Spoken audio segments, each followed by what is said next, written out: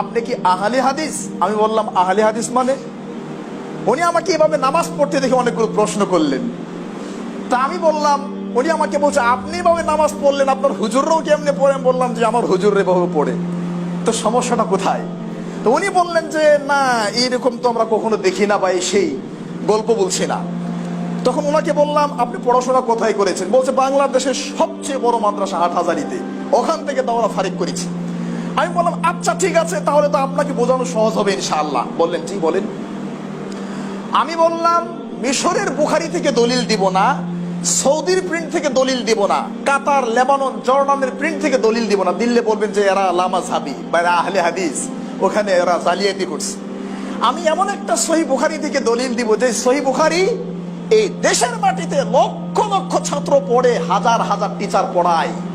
মানবেন? বলছে মানবো না কেন বলেন। বললাম সহিহ বুখারী আপনাদের দেওবন্দের প্রিন্ট, মূল ভলিউম, 100 নম্বর পৃষ্ঠা, 21 নম্বর লাইন, 76 নম্বর অধ্যায়, 716 নম্বর হাদিস খুলেন। বাবু ইলজাকিল মানকিব বিল মানকিব ওয়াল কদম বিল কদম ফিস সফি। আল্লাহর নবীর সুন্নাত, সালাতে যখন দাঁড়াবে কাঁধে কাঁধ, পায়ে পা লাগিয়ে দাঁড়াবে। যদি বলেন যে না এখানে স্পষ্ট কিছু আসে না, তাহলে আমি আপনাকে বলছি আরো স্পষ্ট হাদিস মুসনাদ আহমদে পাবেন, আবু দাউদে পাবেন, তিরমিজিতে পাবেন, নাসাইতে পাবেন। আল্লাহর নবী আল্লাহর কসম করে বলছেন ফাওয়াল্লাযী নাফসু মুহাম্মদ বিয়াদিহি, আমি ওই আল্লাহর কসম করছি যে আল্লাহর হাতে মুহাম্মদের জীবন। শোনো, ইন্নী লা আরা শায়াতিনা তাদখুলু মিন খিলালি সফি, আমি নবী দেখতে পাচ্ছি তোমাদের কাতারের মাঝখানে শয়তান ঢুকছে। তোমরা কাতার কিন্তু বন্দি করে নামাজ পড়িও। হুজুর কিন্তু চুপ করে আছেন। আমার কাঁধে কাঁধ নিয়ে উনি প্রশ্ন করেছিলেন। আচ্ছা হুজুর 2 নম্বর প্রশ্ন করলেন, আপনি যে হাত আপ ডাউন করলেন এটা আবার কেন করলেন? আমরা তো জানি এটা সাহাবীরা মূর্তি পূজা করত, ইসলাম গ্রহণ করার পরে মূর্তি পূজার ভালোবাসা ছাড়তে পারে না, এই জন্য গোপনে গোপনে এটা করতো। নাউজুবিল্লাহ, আস্তাগফিরুল্লাহ। আশ্চর্য, এরকম চিন্তা অনেকের আছেই। আমি বললাম সহিহ বুখারী থেকে আমি 5টা হাদিস দেখাবো আপনাকে। সহিহ বুখারী ভারতের প্রিন্ট, দেওবন্দের প্রিন্ট, মূল ভলিউম, 102 নম্বর পৃষ্ঠা, 1 নম্বর লাইন, 83 নম্বর অধ্যায়, 726 থেকে 30, 5টা হাদিস। সহিহ বুখারীতে 5টা হাদিস আসছে। এরপরে গুরুত্বপূর্ণ আরেকটা তথ্য আপনাকে দেই, যারা আলেম তারা অথবা সাধারণ মানুষ দেখবেন, দেওবন্দের প্রিন্টটা খুলবেন, খোলার পরে 102 নম্বর পৃষ্ঠা খুলবেন, খুলে হাতের ডান সাইডে টিকা দেখবেন, টিকা। এই 5টা হাদিসকে উঠায় দিতে পারে নাই, হাত দিতে পারে নাই। ওই টিকার মধ্যে তারা, আমি বললাম 18 জন বড় বড় স্কলারের নাম লিখছে। সেখানে ইমাম বুখারী, তার উস্তাদ আহমদ বিন হাম্বল, ইমাম শাফি সহকারে অনেকে আছেন যারা রফুল ইয়াদাইনের পক্ষে। এরপরে তারাই তাদের বুখারীর টিকাতে লিখছে, আপনারা কষ্ট পাচ্ছেন? এগুলো কি বিতর্কিত হয়ে যাচ্ছে? রুবিয়ার রফউ নাইফ ও সালাসুম মিনাস সাহাবা, যে রফুল ইয়াদাইনের হাদিসটি আল্লাহর নবীর 30 জনের অধিক সাহাবী থেকে বর্ণিত হয়েছে। লাকিন ইনদা আবি হানিফা ওয়া আসহাবিহি লা ইয়ারফাউ ইয়াদাইহি ইল্লা ফি তাকবীরাতিল উলা, কিন্তু ইমাম আবু হানিফা এবং তার শাগিরদরা একবারের বেশি করে না, তাই আমরা করতে পারছি না, দুঃখিত। কি বুঝলেন? 5টা হাদিস এখনো জ্বলন্ত, জীবিত আছে সহিহ বুখারীতে। 5টা হাদিসের উপর কলম ধরে তারা বলছেন যে না এটা ঠিক আছে, কিন্তু আমাদের এখানে ইমাম আবু হানিফা রাহিমাহুল্লাহর মাযহাবে নেই, তাই আমরা এটা করতে পারছি না। আই এম সরি, নাউজুবিল্লাহ, আস্তাগফিরুল্লাহ।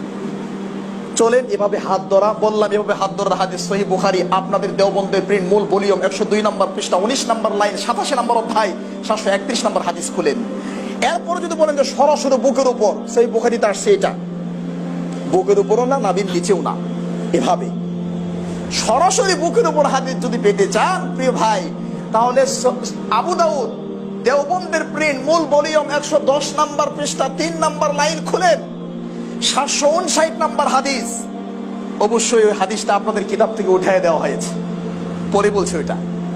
বুকে হাত ধরার হাদিসের কথা বললাম, রফুল ইয়াদাইনের কথা বললাম, কাঁধে কাঁধ, পায়ে পা লাগানোর কথা বললাম, জোরে আমিন বলার কথা বললাম। যে শুনেন, সহিহ বুখারী দেওবন্দের প্রিন্ট, মূল ভলিউম, 108 নম্বর পৃষ্ঠা, 6 নম্বর লাইন, 113 নম্বর অধ্যায়, 774 নম্বর হাদিস। এবার হুজুর বলছে সবই তো ঠিক আছে, কিন্তু আমাদের মাযহাবে যে নাই। আল্লাহর সাক্ষী রেখে আল্লাহর নামে কসম করে বলছি, হুজুর আমরা এই কথাই বলছি, সবই তো ঠিক আছে কিন্তু আমাদের মাযহাবে যে নাই। তাহলে আমি তখন সূরা নিসার 65 নম্বর আয়াত স্মরণ করলাম যে ওই ব্যক্তি শুধু বলল আল্লাহর নবী আপনার ফুফাতো ভাই, তাতে কি আপনি তাকে অগ্রাধিকার দিলেন? আর এই কথাতে যদি এই আয়াত নাজিল হয়, আল্লাহ নিজের নামের কসম করে বলছে তারা ইমানদার হতে পারবে না, তাহলে এই মৌলবী ইমানদার হয় কি করে? যে মৌলবী বলে সবই ঠিক আছে কিন্তু আমাদের মাযহাবে নাই। নাউজুবিল্লাহ, আস্তাগফিরুল্লাহ। এরপরে চমৎকার আরেকটি তথ্য আমি আপনাদেরকে দিতে চাই, সেটা ভালো করে শুনুন। কিছুদিন আগে আমি বাংলা বাজার গেলাম কিতাব কেনার জন্য। আমার মনে খুব কষ্ট লাগে, আমাদের সহিহ আকীদার মসজিদগুলো ভেঙে দেওয়া হয়, মাদ্রাসাগুলোকে আঘাত করা হয়, আর বলা হয় যে মাযহাবেরা বাহাস থেকে পালিয়ে থাকে, তারা বাহাস করে না, বাহাস বাহাস এই সেই বলে। তো এতদিন আমি এই বিষয়টা খুব গভীরভাবে চিন্তা করছি, আর এখন আমি আল্লাহর জন্য নিজেকে কন্ট্রোল করতে পারি না, আল্লাহর জন্যই আমি একটু অন্যভাবে চলার চেষ্টা করছি। আমি আজ থেকে আরো কয়েক মাস আগে বলছি, বাংলাদেশের ভূখণ্ডে সহিহ আকীদার কোন মসজিদ মাদ্রাসা যদি বিতর্কিত কোন আমল, সালাতে রফুল ইয়াদাইন করা, বুকে হাত দেওয়া, কাঁধে কাঁধ লাগানো ইত্যাদি, নামাজের পরে দোয়া, এই সমস্ত কারণে যদি বাংলাদেশের ভূখণ্ডে কোনো ভাই সহিহ আকীদার মসজিদকে ভাঙতে চান, আঘাত করতে চান, তাহলে সহিহ আকীদার যত আলেম আছে তারা যদি বসে আলহামদুলিল্লাহ বসবে, কেউ যদি না বসে ইনশাআল্লাহ আমি একজন ক্ষুদ্র নগণ্য মানুষ, আমি আপনার সাথে বসতে রাজি আছি, মৃত্যু পর্যন্ত আমি বসবো আপনার সাথে ইনশাআল্লাহ। এই মর্মে আমি কিছু কিতাব কিনতে গেলাম, বাংলা বাজার গিয়ে আবু দাউদ খুললাম। আবু দাউদ খুলে দেখি নাবির নিচে হাত ধরার হাদিসও নাই, বুকের উপরটা নাই, 5টা হাদিস, 4টা হাদিস আবু দাউদ থেকে সরে গেছে। তো হুজুরে বললাম ব্যাপারটা কি? আমি তো আবু দাউদ কিনবো না, না এটা কিনতে হবে, কষ্ট করে বের করে দিয়েছি আপনাকে। আমি বললাম 4টা হাদিস কোথায় গেল? বাংলাদেশে কোনো পাগলও গোনে না 755 পরে 760 হয়, 755 পরে 56 হবে, 57 হবে, 58, 59 হবে, 4টা হাদিস কোথায় গেল? তো উনি বললেন যে আচ্ছা দাঁড়ান আমাদের শাইখুল হাদিস সাহেবকে ডাকি, দেখি উনি কি বলেন। আমি তো শুধু বই বিক্রি করে এত কিছু জানি না। আচ্ছা ঠিক আছে ডাকেন। শাইখুল হাদিসকে দেখানো হলো। শাইখুল হাদিস আমাকে বলছে যে উম্মতের কোন কল্যাণে 4টা হাদিসকে হয়তো উঠায় দেওয়া হয়েছে। আমি এত আশ্চর্য হলাম, তাহলে কি বিশ্বনবী মুহাম্মদ সাল্লাল্লাহু আলাইহি ওয়াসাল্লাম উম্মতের অকল্যাণের জন্য আসছিলেন? বিশ্বনবী মুহাম্মদ সাল্লাল্লাহু আলাইহি ওয়াসাল্লামকে ফিতনা সৃষ্টি করার জন্য আসছিলেন? অসম্ভব। বিশ্বনবী মুহাম্মদ সাল্লাল্লাহু আলাইহি ওয়াসাল্লাম উম্মতের অকল্যাণে আসে নাই। বিশ্বনবী মুহাম্মদ সাল্লাল্লাহু আলাইহি ওয়াসাল্লামকে মাথা থেকে পা পর্যন্ত, বাড়ি থেকে গাড়ি পর্যন্ত, বাড়ি থেকে কবর পর্যন্ত, একবার জন্ম থেকে মৃত্যু পর্যন্ত মুহাম্মদ সাল্লাল্লাহু আলাইহি ওয়াসাল্লামকে মানতে হবে। একটা বিধানও আপনার জন্য অকল্যাণ করলে আপনি বলেন কি? আপনি বললেন যে উম্মতের কল্যাণে উঠাইয়া দেওয়া হয়েছে। আশ্চর্য, নাউজুবিল্লাহ, আস্তাগফিরুল্লাহ।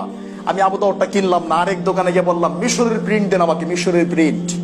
বললো কিনতে হবে। আমি বললাম কিনবো ইনশাল্লাহ, দেন একটা কপি দেন আমাকে, শেখার জন্য দেন। না কিনলাম, দেন। উনি আমাকে একটা কপি বের করে দিলেন, আলহামদুলিল্লাহ। মিশরের প্রিন্টের 756 নম্বর হাদিস, নাবির নিচে হাত ধরার হাদিস, আবু দাউদ নিজে এনে নিজেই লিখে দিয়েছেন যে হাদা হাদিসুন দাঈফুন, হাদিসটা দুর্বল।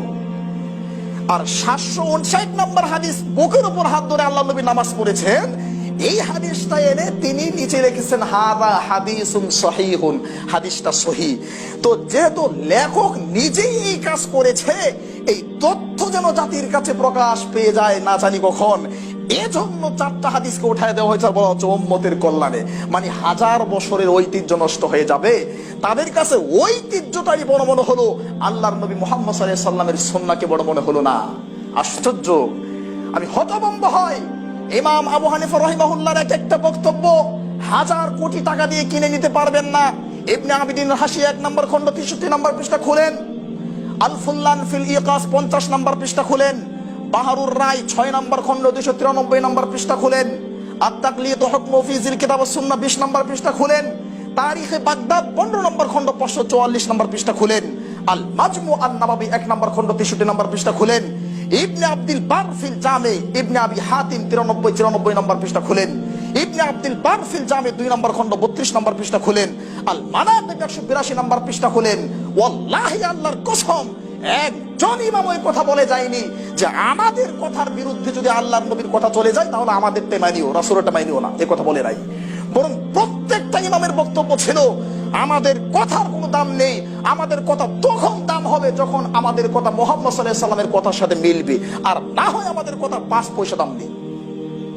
কিন্তু আজকে মুহাম্মদ সাল্লাল্লাহু আলাইহি সাল্লামের কথাকে বলছে উম্মতের কল্যাণের জন্য উঠিয়ে দেওয়া হচ্ছে, আর বলা হচ্ছে যেটা আমাদের মাযহাবে নেই। প্রিয় ভাইয়েরা, কাউকে কষ্ট দেওয়ার জন্য নয়, আমি চাচ্ছি, এতটুকু বলতে চাচ্ছি যে আপনারা অন্যকে গালিগালাজ করার আগে অন্তত পক্ষে গালিগালাজটা বন্ধ করুন।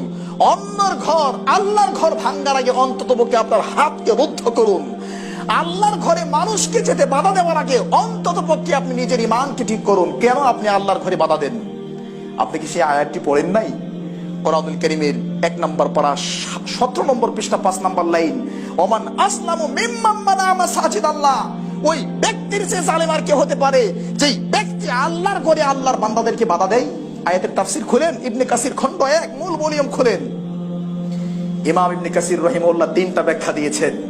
তার 1 নম্বর ব্যাখ্যা হলো আল্লাহর ঘরে আল্লাহর বান্দাদেরকে আসতে বাধা দিয়েছিল মক্কার মুশরিকরা।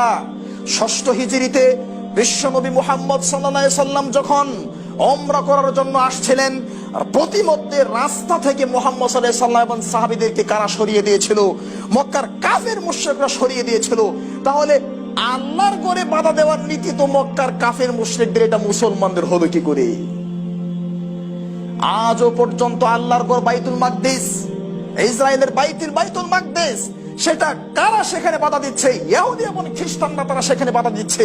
তাহলে আল্লাহর ঘরে আল্লাহর বান্দাদেরকে আসতে বাধা দেওয়ার নীতি হলো ইহুদি খ্রিস্টানদের নীতি।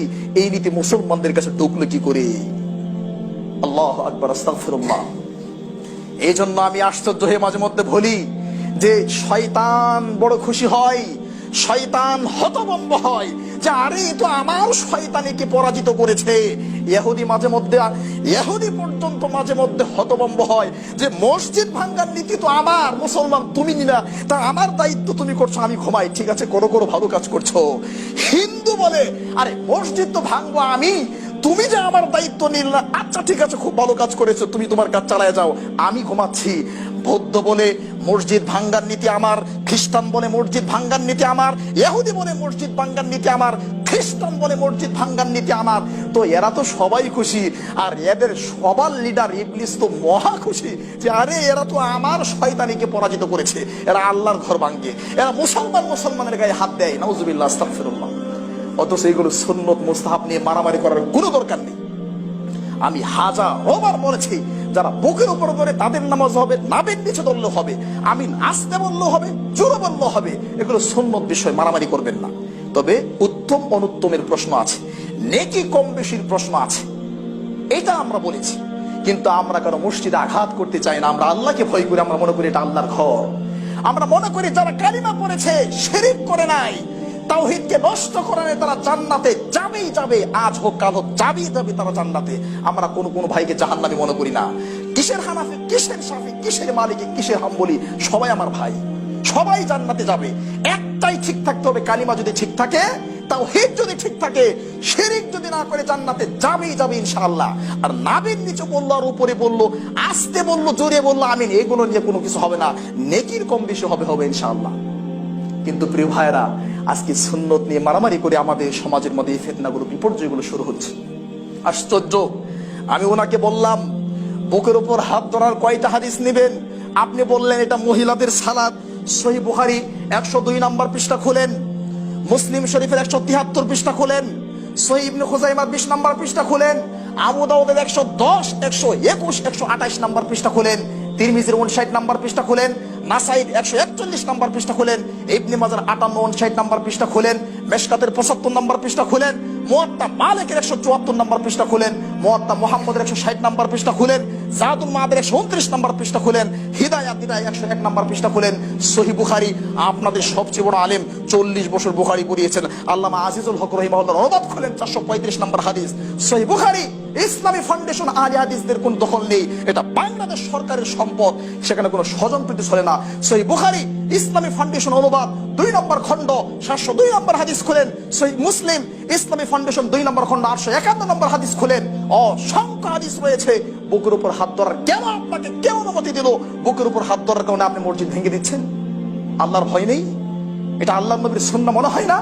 আপনি আশ্চর্য যুক্তি দেখাচ্ছেন যে আল্লাহর নবীর সাহাবীরা তারা মূর্তি পূজা করত, তো মূর্তি পূজার ভালোবাসা ইসলাম গ্রহণ করার পরেও ছাড়তে পারে নাই। এই কথা বলতে দেরি হবে, আপনাকে কাফের হতে দেরি হবে না। এই বিশ্বাস করতে দেরি হবে, আপনাকে জাহান্নামে যেতে দেরি হবে না। আরে আপনি তো জাহান্নামে যাবেন, ফেরাউন যেমন জাহান্নামী আপনিও তেমন জাহান্নামী, আবু জাহেল যেমন জাহান্নামী আপনিও তেমন জাহান্নামী। কেন? আপনি সাহাবীদের বিষয়ে বলছেন তারা মূর্তি পূজা পছন্দ করে।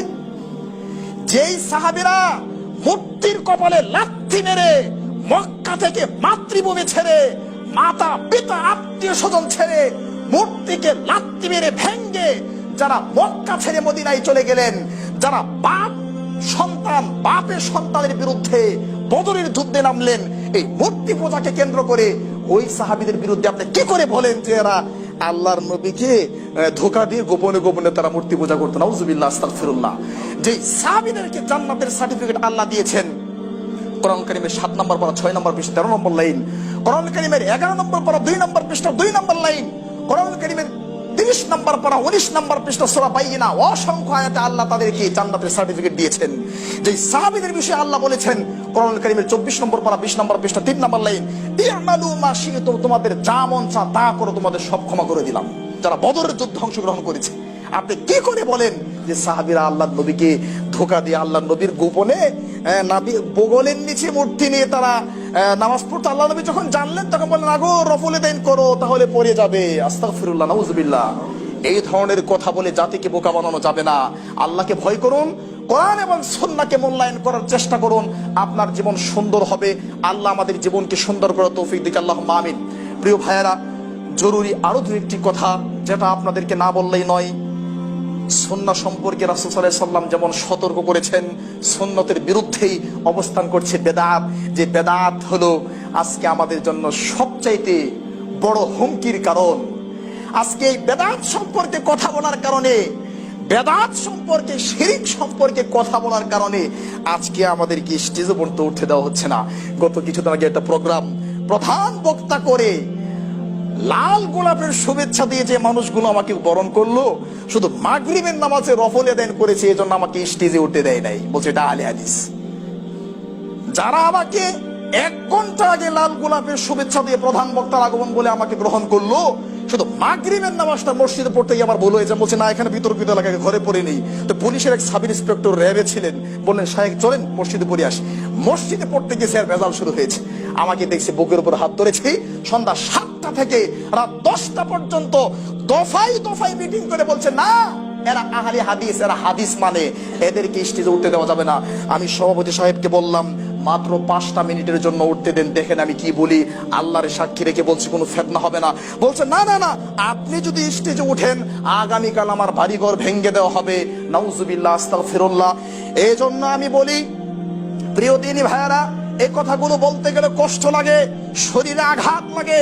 এই জন্য আমি বলি এই নোংরা পরিবেশ, নাজুক পরিবেশের জন্য বাংলাদেশের রিক্সা চালক, ভ্যান চালক, কুলি মজুররা দায়ী নয়, সাধারণ মানুষ দায়ী নয়। এই নাজুক পরিস্থিতির জন্য আমার মতো 3 নম্বর শ্রেণীর আলেম যারা বিদ্যা শিখে, বিদ্যাকে মূল্যায়ন করে না, যারা কোরআন হাদিস জানে মানুষের কাছে প্রচার করে না, এই ধরনের আলেমরাই দায়ী। কারণ সাধারণ মানুষ এগুলো জানে না, বোঝে না। কেন আপনি বলছেন না যে না এই হাদিসগুলো সহিহ, আহলে হাদিসরা যেটা করছে ঠিক আছে, তোমরা তোমাদেরটা করো, কোনো সমস্যা না? কেন বলছেন না? আপনি কি জানেন না তিরমিজির 2229 নম্বর হাদিস, আল্লাহর নবী মুহাম্মদ সাল্লাল্লাহু আলাইহি ওয়াসাল্লাম বলছেন 3 শ্রেণীর মানুষ দিয়ে জাহান্নাম উদ্বোধন হবে, তার মধ্যে আমাকে দিয়ে জাহান্নাম উদ্বোধন করা হবে, আমার মতো হুজুর দিয়ে। আপনার মতো হুজুর দিয়ে জাহান্নাম উদ্বোধন হবে, আপনার মতো হুজুর জাহান্নামে যাবেন। ফাতানতালিকু আকতাবা বাতানিহি, আপনার নারী বুড়িগুলো এভাবে ঘুরতে থাকবে। ভালো, তখন মানুষ আপনাকে বলবে, জাহান্নামীরা বলবে ও হুজুর মুফতি সাহেব আপনি জাহান্নামী কেন গো? আপনারা মুফতি সাহেব ছিলেন, আমাদের ফতোয়া দিতেন। তখন মুফতি সাহেব বলবে আরে কুনতু আমরু বিল মারুফ ওয়ালা আতি, আমি তো তোমাদেরকে ভালো কথা বলতাম কিন্তু আমি করতাম